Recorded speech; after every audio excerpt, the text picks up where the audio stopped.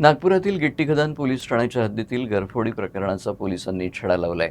या प्रकरणी एका आरोपीला अटक करण्यात आली असून त्याच्याकडून सुमारे 3.5 लाख रुपयांचा मुद्देमाल जप्त करण्यात आलाय। या गुन्ह्यातील त्याचा अल्पवयीन साथीदार अद्याप फरार असून त्याचा शोध सुरू आहे। पोलिसांनी दिलेल्या माहितीनुसार हजारी पहाडी येथील गायकवाड लेआउटमधील गायत्री कॉलनीचे रहिवासी धम्मशील हे 31 जुलै रोजी कुटुंबासह पुण्याला गेले। घर बंद असल्याची संधी साधत अज्ञात चोरट्यांनी घराचं कुलूप तोडून 3.5 लाख रुपयांचे दागिने आणि इतर मौल्यवान वस्तू चोरून नेल्या।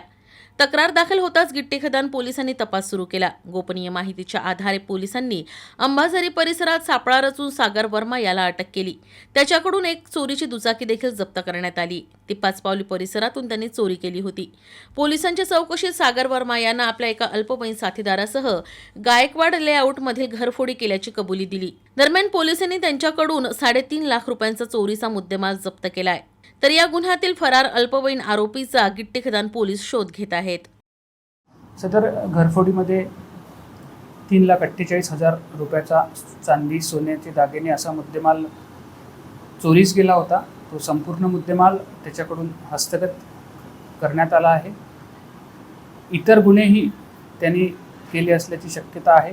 त्याबाबत सुद्धा आमचा तपास सुरू आहे।